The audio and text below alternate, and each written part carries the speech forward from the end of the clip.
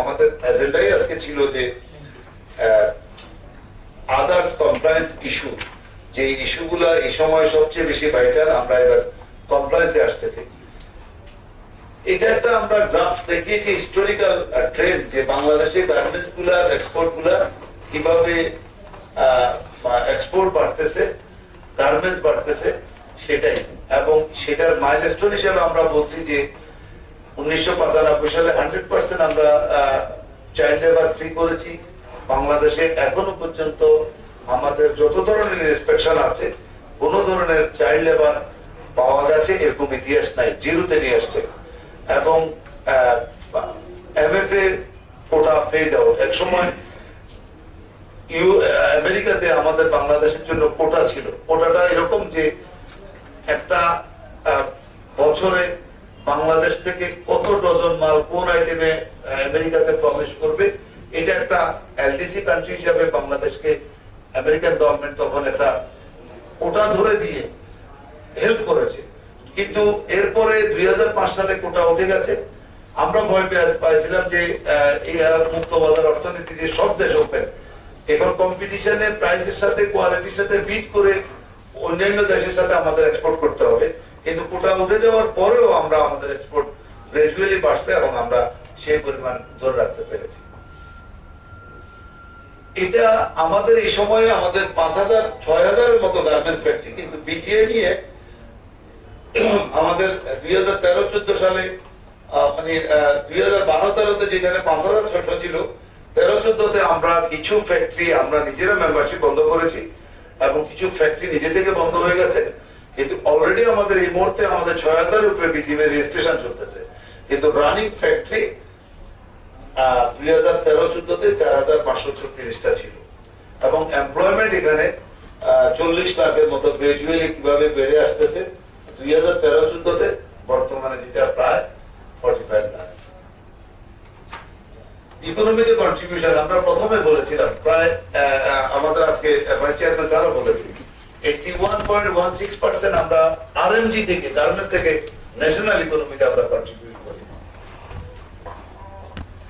45 লক্ষ লোকের ভিতরে প্রায় 80% উইমেন। এখানে এটা কোনো কথার কথা নাই, সিম্পল কথা যদি মনে করেন যে 80% মহিলা মানিটা,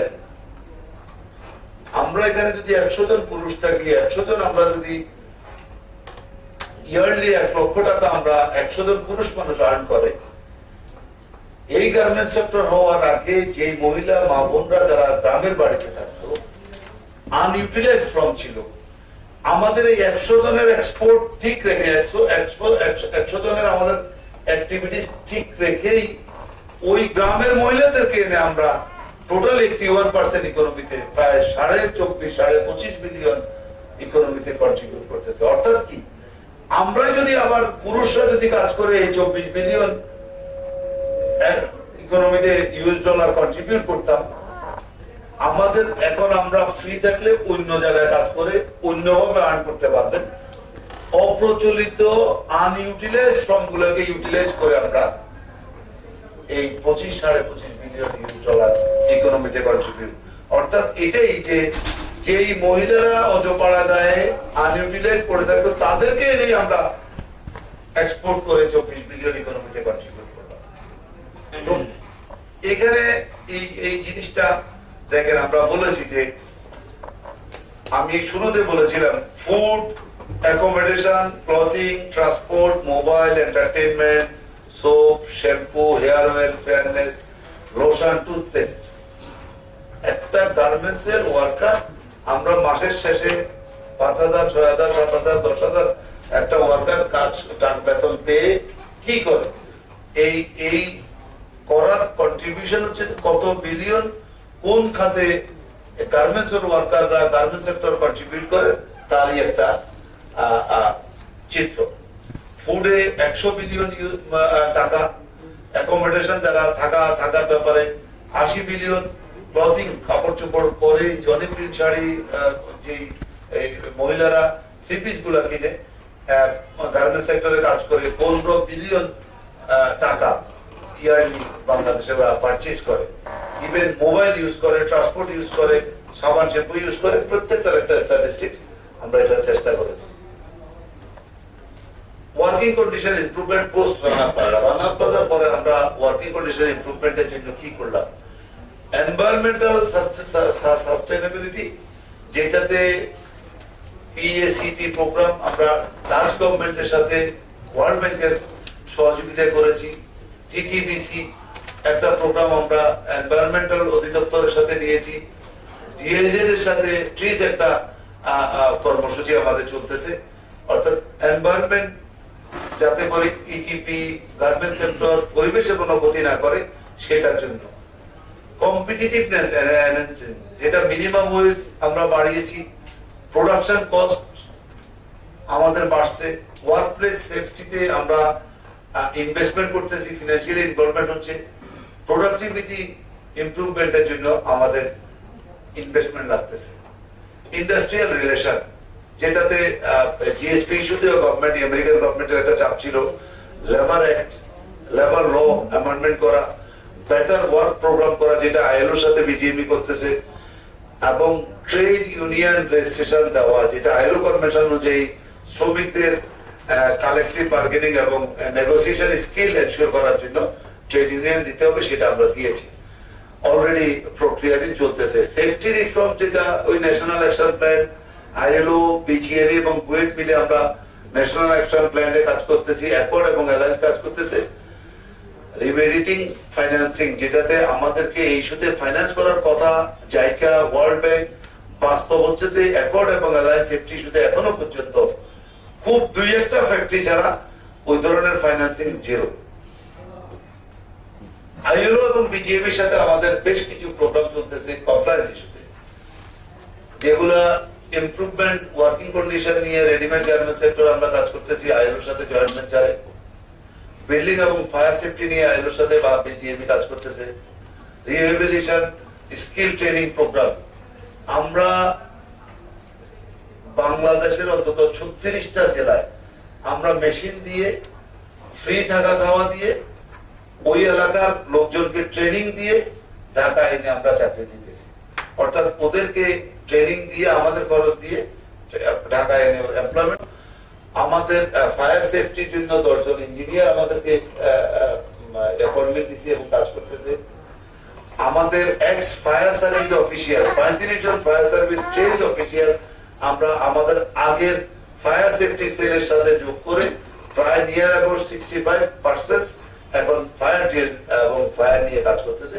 এরা সবাই কম বেশি ফায়ার সার্ভিসের অফিসিয়াল আমাদের এখানে আসে জয়েন করছে। আমরা একটা ট্রাশ প্রোগ্রাম করেছি, যেটাতে 66,714 জন ওয়ার্কার এবং স্টাফ সব মিলাই 2,334টা ফ্যাক্টরির এই 66,000 সামথিং ওয়ার্কারকে আমরা ট্রেন করেছি, যেগুলা এই এখন হিসাব মতে আপনারা দেখবেন কম বেশি প্রত্যেক বছরই অগ্নিকাণ্ডের ঘটনা ঘটে, কিন্তু ওরকম করে তাসরিনের পরে আর আপনাদের চোখে পড়ে নাই কোন ধরনের রিমার্কেবল লোক মারা গেছে, ক্যাজুয়ালিটি হয়েছে। আগুন কিন্তু ঘটে, আপনারা ফায়ার সার্ভিসে ফোন করে জানবেন যে অন্তত এই বছরেও 30 থেকে 40টা ফায়ার ইনসিডেন্ট ঘটছে, ক্যাজুয়ালিটি জিরো। এটা রেজাল্ট হচ্ছে যে এই ধরনের লোকগুলোকে ট্রেন করে আমরা ফ্যাক্টরি লেভেলে পাঠানো। ফায়ার ড্রিল করা, ফায়ার ট্রেনিং গুলা এনশিওর করা, এবং বিজিএমই এবং চাইনিজ ইনভেস্টরদের সাথে আমরা একটা ইন্ডাস্ট্রিয়াল পার্ক নিয়েও এমওইউ সাইন করেছি। আমাদের রিমার্কেবল প্রোগ্রেস, যেটা সোশ্যাল কমপ্লায়েন্স ইস্যুতে চাইল্ড লেবার এলিমিনেট করছি, ম্যাটারনিটি লিভ আমরা 100% এনশিওর করতেছি, ওয়ার্কারদেরকে অ্যাপয়েন্টমেন্ট লেটার, আইডি কার্ড দিচ্ছি। এটা সিম্পল কোনো কথার কথা না, মানে এই অ্যাপয়েন্টমেন্ট লেটার আমি চাকরি করব দিব। একটা ওয়ার্কার যখন আইডি কার্ড হোল্ড করবে, অ্যাপয়েন্টমেন্ট লেটার হোল্ড করবে, অটোমেটিক একজন এমপ্লয়ার হিসেবে আমার তাই দায়িত্ব 100% লেভেল এনশিওর করা, ওর যে কোনো কারণে আমি ওন করা, ও আমার ওয়ার্কার, ও নাও আসলে যদি 10 বছর চাকরি করে আমি 10 বছরের সার্ভিস বেনিফিট ওর বাসায় পৌঁছে দেওয়া, এবং ওর লিগ্যাল আইডেন্টিটি ও যে কোনো জায়গায় ক্লেম করতে পারবে। এই আমার আইডি কার্ড, এই অ্যাপয়েন্টমেন্ট লেটার, আমি এখানে চাকরি করতাম, আমার পাওনাটা এনশিওর করে। 100 মাস থেকে 10, 15, 20 বছর আগে এই জিনিসগুলো খুবই অবহেলিত ছিল, অবশ্য তখন শুরুর দিকে ছিল। ডে কেয়ার সেন্টার, মানে ম্যাক্সিমাম মহিলারা যারা কাজ করে তাদের বাচ্চাদের লালন পালন করার জন্য এভরি ফ্যাক্টরিতে ডে কেয়ার সেন্টার থাকতে হবে, সেখানে শুধু ডে কেয়ার সেন্টার না, বাচ্চা লালন পালন করার জন্য আয়া থেকে শুরু করে রিলেটেড ইনস্ট্রুমেন্ট যা লাগে তাও এনশিওর করতে হবে, এবং সেটা এনশিওর করেছি আমরা। হেলথ সেন্টার এবং অন টাইম পেমেন্ট।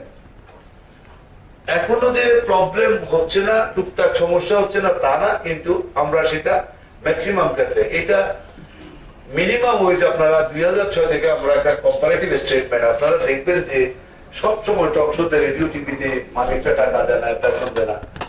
এটার একটা তুলনামূলক চিত্র 2006 থেকে আজকে 2015। আমরা 2006-তে যেটা মিনিমাম ওয়েজ ছিল 1662 টাকা, 2010-এ 3000 টাকা, 2013-তে 5300, অর্থাৎ 6 থেকে 2013-তে 218.80% বাড়াইছি আমরা, অর্থাৎ 200% মজুরি বৃদ্ধি করছে এই আর&ডি সেক্টর। এটা হচ্ছে যে একটা গ্রেডে, 7 নম্বর গ্রেডে, আর 1 নম্বর গ্রেডে 199%, যেটা 2006-তে 5140 টাকা ছিল, এখন সেটা 15,000, যেটাতে pattern master, chief quality controller তারা। এটা কিন্তু শুধুমাত্র গভর্নমেন্টের এসআরও অনুযায়ী, গেজেট অনুযায়ী, মানে বাস্তবে একটা ওয়ার্কার এর থেকে অনেক বেশি বেতন পায়। সেটারও আমরা পরের স্লাইডে দেখব। দেখেন, আমরা যেটাকে বলছি যে 5300 টাকা, সে টেক ওয়ে স্যালারি বাসায় কত টাকা নিয়ে যাচ্ছে তার একটা রেশিও। 5300 টাকা যার স্যালারি, ওর বেসিক হচ্ছে 3000, ওর বেসিক 3000 এর 40% হচ্ছে হাউস রেন্ট 1200 টাকা, মেডিকেল পাচ্ছে 250, ফুড সাবসিডি 650, ট্রান্সপোর্ট অ্যালাউন্স 200 টাকা। এই হলো যে তার গ্রস 5300। ওভারটাইম পায় কমের মধ্যে 1,500 টাকা। অ্যাটেন্ডেন্স বোনাস, যেটা আইনে নাই, হাজিরা বোনাস আমরা দেখছি, ওরে শুধু প্রেশনে দেওয়ার জন্য একদম মিনিমামটা ধরছি 400 টাকা, এটা 600-700 টাকা আছে। 2 ঈদে তাকে 2টা বোনাস দিচ্ছি, সেই অনুযায়ী মাসে 500 টাকা করে ওর 12 মাসে 2টা বোনাস দিতে হবে, মাসে গড়ে 500 টাকা বোনাস বাবদ যাচ্ছে। কে আনলিভ, এর ক্যাজুয়াল লিভ না, আনলিভ হবে, আনলিভ এনগেজমেন্ট 5 মান 150 টাকা। এইভাবে বছরে ও 18 থেকে 20 দিনে আনলিভ এনগেজমেন্ট পায়। একদম ফিক্সড একটা ওয়ার্কার 7,850 টাকা নিয়ে বাসায় যাচ্ছে। এখনো পর্যন্ত আমাদের সুশীল সমাজ টকশোতে যখন বলে যে শ্রমিকরা বেতন পায় না, মালিকরা বিএমডব্লিউ চালায়, ওরা না খায় থাকে, আপনি এর থেকে এখনো পর্যন্ত কমের ভিতরে 20-30টা সেক্টর আছে অনেক কম বেতনে শ্রমিকরা কাজ করে। শুধু তাই না, আপনি পত্র পত্রিকা দেখছেন, যারা বিদেশে যায়, আমেরিকা, সৌদি আরব, কাতার, মালয়েশিয়া, এর থেকে কম বেতনে কাজ করে, আরো মানবেতর জীবনযাপন করে, সেখান থেকে অনেক ভালো বাংলাদেশের কাজের সুবিধা। কম্পারিজন, কম্পিটিটিভ ফ্যাক্টরস, এখানে দেখেন India, Bangladesh, Sri Lanka, Vietnam, Pakistan, Cambodia, ILO থেকে আমরা বিভিন্ন জায়গা থেকে একটা সোর্স, আমরা মিনিমাম ওয়েজ দিচ্ছি বাংলাদেশে, আমি শুধু 2টা দেশ বলবো, ইন্ডিয়া, বাংলাদেশ। মিনিমাম ওয়েজ দিচ্ছি $69, ইন্ডিয়া দিচ্ছে $71। $69 আমরা প্রোডাক্টিভিটি পাচ্ছি 77%, ইন্ডিয়া পাচ্ছে 93%। ওরা আমাদের থেকে $3 বেশি দিয়ে, মানে 77 থেকে 93% বেশি প্রোডাক্টিভিটি শ্রমিকদেরকে দিচ্ছে। প্রত্যেকটা কান্ট্রি সেম, আমরা যে টাকা দিচ্ছি রিটার্ন পাচ্ছি কম, আর অন্যান্য দেশ একটু বেশি দিলেও রিটার্ন পাচ্ছে তার থেকে অনেক বেশি। এবং আমাদের ইন্টারেস্ট রেট, আমাদের মানে ফিনান্সিয়াল যে প্রতিকূলতা মেনটেন করে গার্মেন্টস সেক্টর কাজ করে, অন্যান্য দেশের থেকে অনেক বেশি ফ্যাসিলিটি এনজয় করে, সেই তুলনায় $2-3 বেশি দেয়, আর আমরা এর থেকে অনেক কম প্রোডাকশন নিয়ে $69 আমরা একটা শ্রমিককে মিনিমাম ওয়েজ দিচ্ছি। কোনটা কত পার্সেন্ট দিচ্ছি, এটা একসময় অনেক কম ছিল। আমি যেটা বললাম একটু আগে, অ্যাপয়েন্টমেন্ট লেটার 96.12%, বাংলাদেশে যতগুলো ফ্যাক্টরি আছে 96.12% আমরা অ্যাপয়েন্টমেন্ট লেটার দিচ্ছি, মানে লেস দেন 4% এখন অ্যাপয়েন্টমেন্ট লেটার দিচ্ছে না। দেওয়ার অর্থই হলো মালিকের দায়বদ্ধতা, আপনি আইনকে ইগনোর করার কোনো সুযোগ নাই। 97.78% আইডি কার্ড দিচ্ছি, টাইমলি পেমেন্ট দিচ্ছে 98%, যেটা শ্রম আইনে আছে 7 কর্মদিবস, অর্থাৎ এই মাসের বেতন পরবর্তী মাসের 10 তারিখের মধ্যে দিলে চলে। সেই অনুযায়ী টাইমলি মেনটেন করে 98.55% বেতন দিচ্ছে। ছুটি দিচ্ছি সাপ্তাহিক ছুটি, মিনিমাম ওয়েজ দিচ্ছে 98%, যেটা 5,300 টাকা মানা। 1-2% যেটা এখন পর্যন্ত মিনিমাম ওয়েজ হয়তো ছোটখাটো ফ্যাক্টরি না দিয়ে থাকে। হলিডে দিচ্ছে 95%, সামথিং ম্যাটারনিটি লিভ দিচ্ছে 82%, চাইল্ড লেবার 0, পার্টিসিপেশন কমিটি 56%, যেটা ট্রেড ইউনিয়নের অনেকটা বিকল্প হিসেবে আমরা শ্রমিকদের সাথে কথা বলার জন্য পার্টিসিপেশন কমিটি এটাও স্পারলো আমরা করে থাকি। Life insurance 96%, building safety 98%, fire safety 96%, electrical safety 100%। এটা হচ্ছে আমাদের ইন্সপেকশন রিপোর্ট অনুযায়ী বাংলাদেশের অবস্থা। টোটাল ফায়ার ইনসিডেন্ট এখানে 2014 পর্যন্ত আছে 234টা ঘটনা ঘটছে, 402 জন ফায়ার ইনসিডেন্টে মারা গেছে। এটা শুধু fire related. Rana plaza building safety issue. আমাদের কিছু best practice, vintage denim studio, যেটা আমরা প্ল্যাটিনাম ফ্যাক্টরি বলি, এটা ইস্যু দিয়ে দিয়েছে। Vintage denim studio platinum factory বাংলাদেশের ভিতরে এ গ্রেডের নাম্বার 1 ফ্যাক্টরি। রিয়েল ল্যাটেক্স, এটা হচ্ছে রেইন ওয়াটার হারভেস্টিং, মানে এরা রিয়েল ল্যাটেক্সের এটা ছাদ রেইন ওয়াটারকে এটিপির মাধ্যমে পিউরিফাই করে সেটাতে ফ্যাক্টরির ডাইং টেক্সটাইল কাজে ইউজ করে, রিসাইক্লিং করে। একটা ডিপিএল একটা ফেয়ার প্রাইস শপ, এরা বাজার থেকেও কম দাম হোলসেলে কিনে শ্রমিকদের জন্য দিচ্ছে। আরেকটা হচ্ছে যে কেয়ার কম্পোজিট, কম্পোজিট, এখানে একটা মিরাকেল দেখেন। কিছুদিন আগে আমরা মাননীয় প্রধানমন্ত্রীর কন্যা সাইমা ওয়াজেদ পুতুলের সাথে একটা মিটিং করলাম, যেটা অটিজম নিয়ে কাজ করে। 1200 অটিজম লোক এই কেয়ার কম্পোজিটে কাজ করতেছে, যারা মানসিক ভাবে অথবা অটিজমের শিকার। এবং 1200 লোক, 4টি কারিগর, একটা ফ্যাক্টরি 7,000 ওয়ার্কারের ভিতরে 1200 যারা অটিজম সমাজে যারা অবহেলিত ছিল তাদেরকে এনে, যদি ছোট্ট একটা ঘটনা বলি 1 মিনিট সময় লাগবে, ওই কেয়ার কম্পোজিট খালেক নিটিকের মালিক সিকিউরিটির যে দায়িত্বে আছে সেই অটিজম একটা লোক, ওরে বলা হলো যে আইডি কার্ড ছাড়া কেউ ফ্যাক্টরিতে ঢুকতে পারবে না, তার গলায় বা পকেটে আইডি কার্ড ঝুলাতে হবে। ওরে এটা বুঝাই দিছে অটিজমের একটা লোক। পরের দিন এমডি সাহেব আসলো, গেটে সিকিউরিটিতে দাঁড়া করাইলো, এমডি সাহেবের গায়ে দেখলো যে আইডি কার্ড নেই, 1.5 ঘন্টা দাঁড়া করা হয়েছে এই অটিজমে যে সিকিউরিটি দায়িত্ব যে ছেলেটা। ওকে বলা হয়েছে যে আইডি কার্ড ছাড়া আমি কারো ঢুকতে দিব না। ও ফেরেস্তা আসুক, মালিক আসুক, আইডি কার্ড ছাড়া ঢুকতে দিচ্ছে না। মালিক অ্যাপ্রিশিয়েট করছে। মালিক গেটে গাড়িতে বসে থাকে, কম্পিউটারে আইডি কার্ড কমপ্লিট করে গলায় ঝুলেছে, আর তারপরে ঢুকতে দিচ্ছে। এটা উদাহরণ বললাম। এই ধরনের অটিজম এবং যারা মানসিক ভাবে একটু বিপর্যস্ত, এরকম 1200 লোক আমাদের এই কেয়ার কম্পোজিটে কাজ করে। আমরা ফায়ার সেফটি নিয়ে ট্রেনিং করি, আমাদের ফায়ার সেফটি টিমের একটা ছবি, এবং এই পর্যন্ত ওই যে 66,714 2334টা ফ্যাক্টরি আমরা ট্রেন করেছি, এবং এর ভিতরে মিড লেভেল ট্রেনিং করেছি অন্তত 20,000 সামথিং। আমরা লেভেলের উপরে ওয়ার্কশপ করে থাকি ফ্রিকুয়েন্টলি, এবং বিভিন্ন ফ্যাক্টরি ম্যানেজমেন্ট থেকে লেভেল যারা ফ্যাক্টরিতে ফ্লোরে কাজ করে মানতে হবে, এবং লেভেল নিজেরা শিখতে হবে, ওয়ার্কারদেরকে জানাতে হবে। এবং সেই ক্ষেত্রে mid level industrial relation manager, participation committee, labour related তাদেরকে নিয়ে আমরা কাজ করি। এই পর্যন্ত 394টা জনকে আমরা ট্রেন করেছি। এটা একটা অ্যাকাউন্টে আরো আছে।